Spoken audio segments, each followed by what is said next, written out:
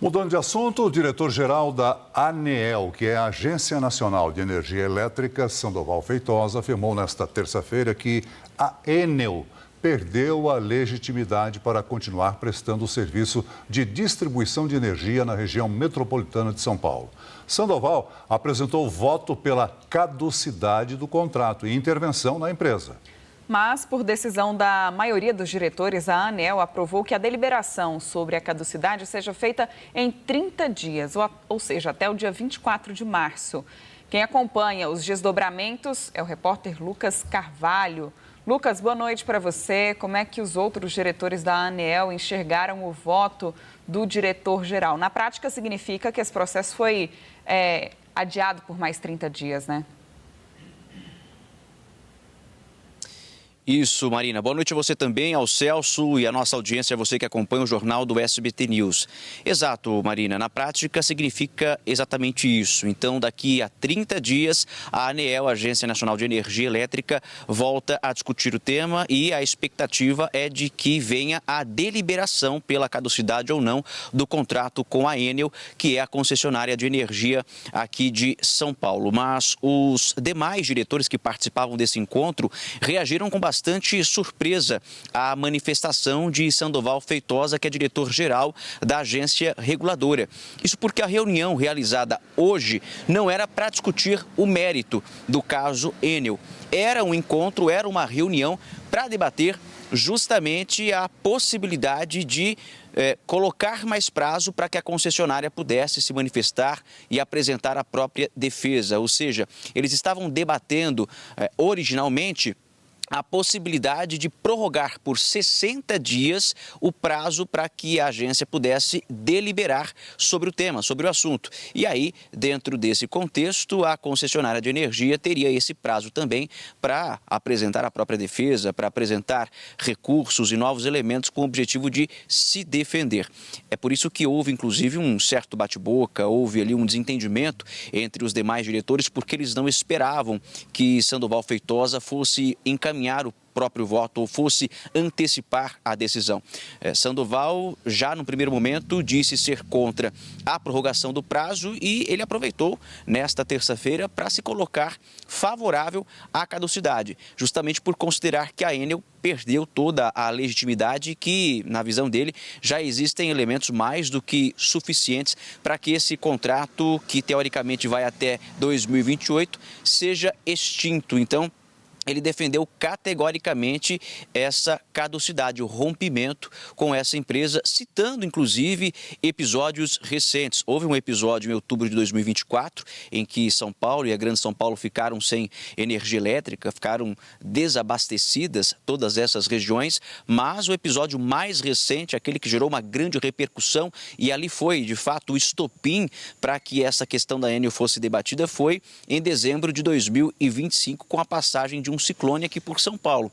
A gente lembra que 4 milhões e 400 mil clientes da concessionária ficaram sem energia, uma situação que levou cerca de uma semana para que a energia fosse restabelecida. Num primeiro momento, a Enel havia divulgado 2 milhões e 200 mil, depois esse número foi atualizado, o número dobrou. E aí, a partir disso aí, houve uma grande articulação política também, aqui a gente destaca o prefeito da capital paulista, Ricardo Nunes, e o governador do estado, Tarcísio de Freitas, se mobilizaram nessa verdadeira ofensiva contra a Enel, dizendo que seria impossível que a empresa permanecesse operando aqui em São Paulo e também na região metropolitana.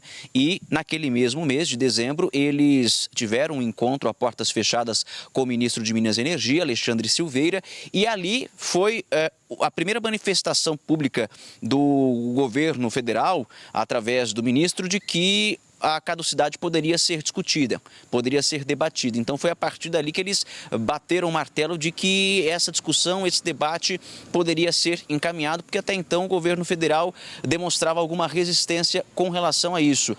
Na verdade, o próprio prefeito e o governador queriam de fato a intervenção do governo federal, mas isso já havia sido descartado naquela ocasião. Então eles encaminharam a conversa para esse processo de caducidade.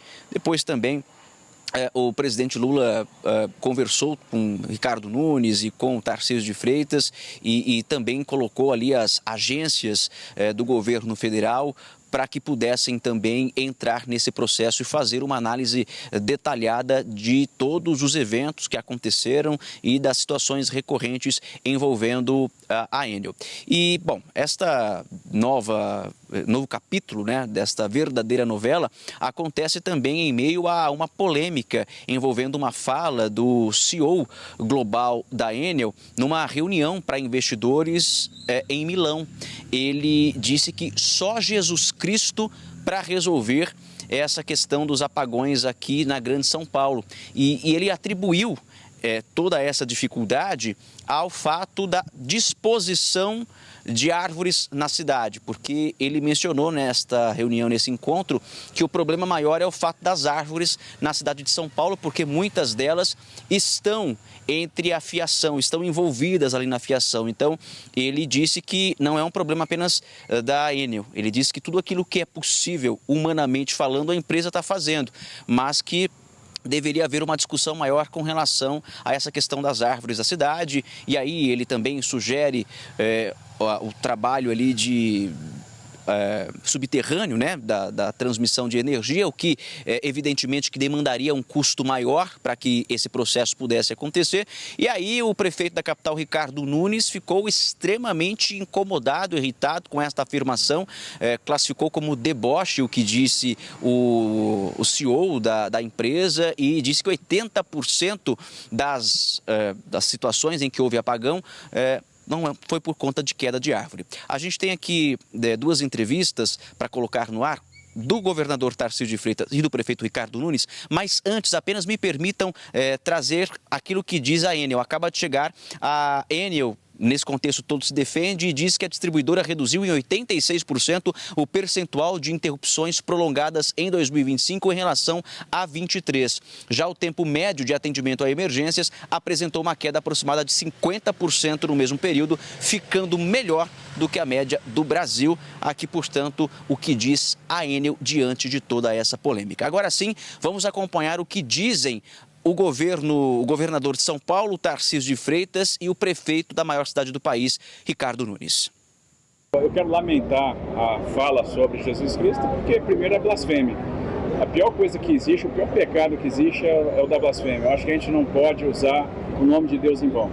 A falta de capacidade da Enel de resolver os problemas aqui. A gente vem convivendo com blackouts, com apagões.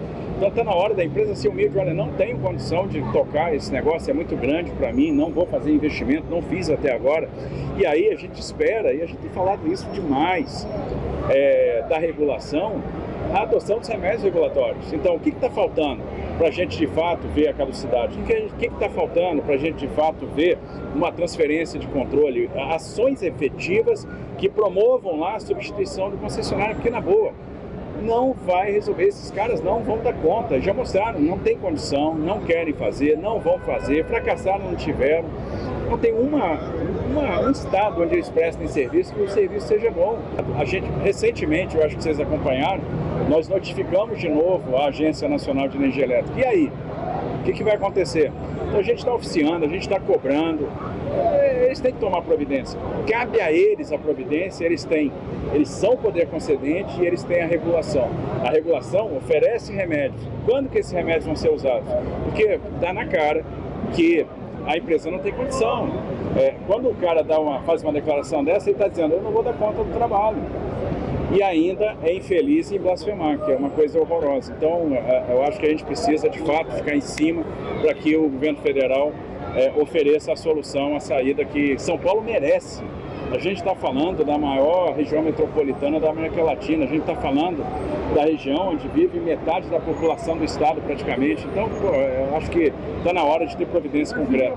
Acho que a fala dele foi um pouco infeliz, né? Alguém que tem uma concessão tão importante e que a gente precisa sempre estar fazendo as adequações para atender a população. Você vê, são 5,8 milhões de clientes, de unidades que eles atendem aqui na cidade de São Paulo, dizer que nem Jesus Cristo resolve. Então acho que ele está dizendo o seguinte, olha, eu não tenho realmente capacidade de fazer e de permanecer no contrato.